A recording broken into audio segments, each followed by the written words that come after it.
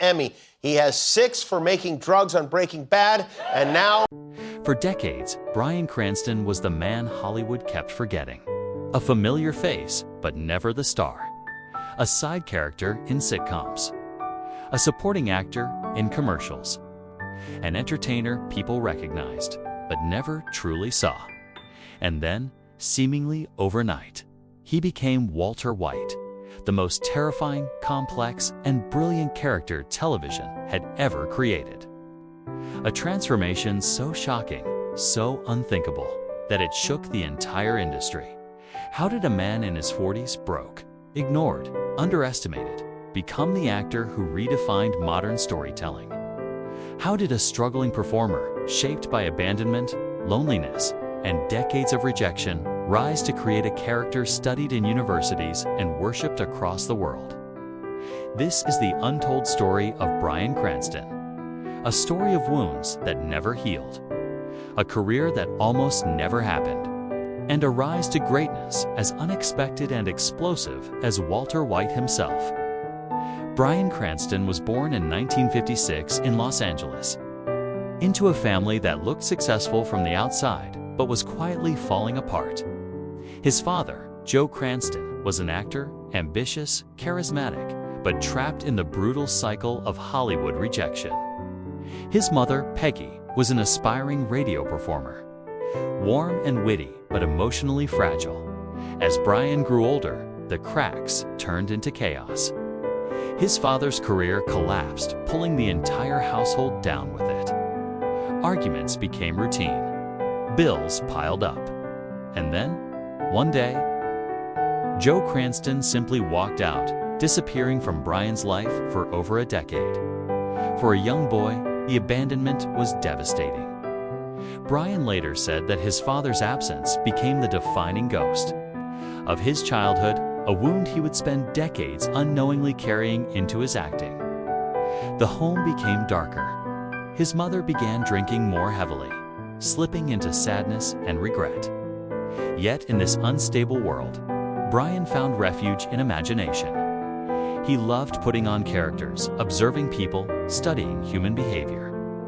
Acting gave him the emotional language he couldn't find at home, but long before he ever stepped into a classroom or a studio. Life had already handed Bryan Cranston the raw material that would shape some of the greatest performances of modern times: pain, contradiction, longing, and the quiet wish to be enough. Cranston didn't enter Hollywood with glamour. He came in through the side door, broke, jobless, and searching for direction. After graduating from college with no real plan, he briefly considered police work. But a summer road trip with his brother changed everything. They hitchhiked across the U.S., sleeping under bridges, picking up odd jobs, and meeting strangers who lived on the fringes of society. Bryan became fascinated with human behavior. The way people spoke, lied, confessed, hid. It was the beginning of his true training as a performer. When he returned to Los Angeles, he committed to acting fully. But Hollywood didn't open its arms. He spent years doing commercials, walk-on roles, nameless characters. He portrayed delivery guy, paramedic number 2, desk clerk, neighbor, waiter, and countless others. But he never stopped studying, never stopped pushing, never stopped preparing for a moment that didn't seem to come. That first real spark finally arrived with Malcolm in the Middle. As Hal, the eccentric, lovable father, Bryan's comedic genius exploded onto TV. People finally noticed him, but Hollywood still didn't understand the depth of his talent. He was funny, charming, light-hearted, but no one imagined he was capable of the darkness that would soon change television forever. When Vince Gilligan, creator of Breaking Bad, proposed Bryan Cranston for the lead role, the studio executives were confused, even horrified. The guy from Malcolm in the Middle, the goofy dad. Absolutely not. But Gilligan had seen something others hadn't. Years earlier, Cranston guest starred on The X-Files, playing a desperate, violent man with a broken heart. In that performance, Gilligan saw the perfect Walter White, a fragile, decent man who could slowly become monstrous. Against all odds, Cranston got the part. What happened afterward was a cultural detonation. Breaking Bad wasn't just a TV show, it became a global phenomenon. And at its center was Bryan Cranston, delivering a performance so detailed, so terrifying, so heartbreakingly human that critics called it the single greatest acting achievement in television history. His transformation voice, posture, psychology, rage became a masterclass in character evolution. Walter White wasn't played. He was inhabited. The world watched a timid chemistry teacher morph into Heisenberg, the cold, calculating mastermind.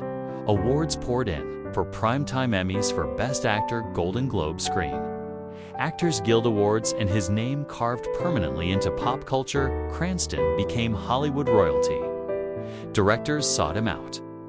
He starred in Argo, Trumbo, Godzilla, Your Honor, and even returned triumphantly to Broadway.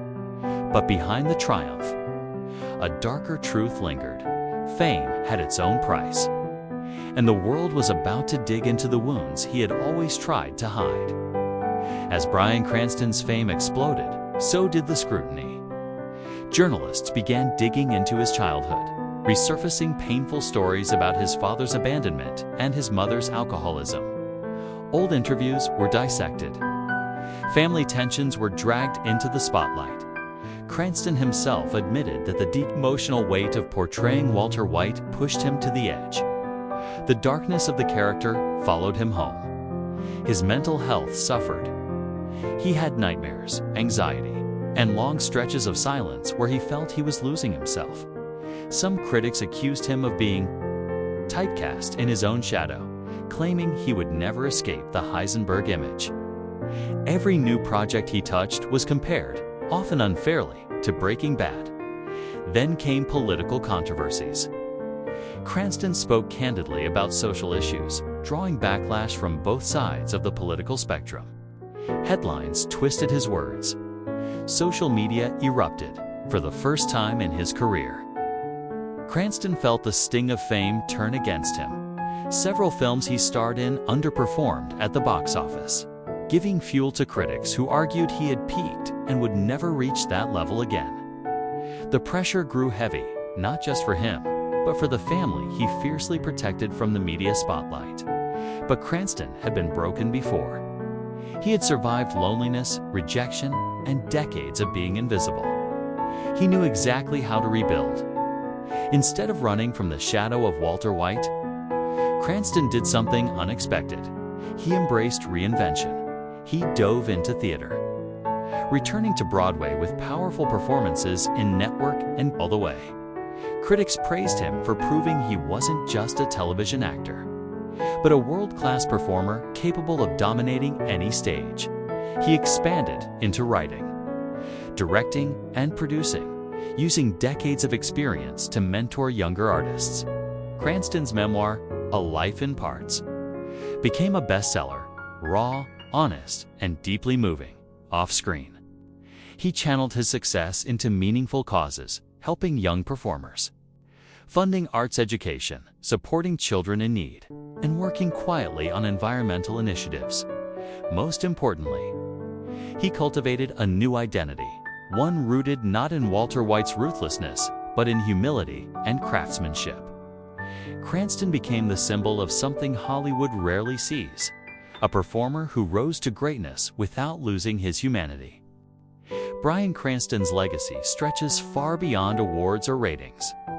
He became the face of a new era of television, an era where storytelling grew deeper, darker, and more human. Walter White is studied in classrooms, quoted in pop culture, and etched into the collective memory of modern entertainment. But perhaps the most powerful legacy is Cranston's story itself. A story of a man who didn't peak at 20 or 30, but at 50. A man who endured silence, rejection, fear, and emotional scars, yet transformed them into the fuel that shaped one of the greatest performances of all time. The journey of Bryan Cranston proves that success has no deadline and that sometimes The people Hollywood overlooks become the ones who redefine it forever. If you enjoyed this story, don't forget to like, share, and subscribe for more cinematic biographies on stars and scandals.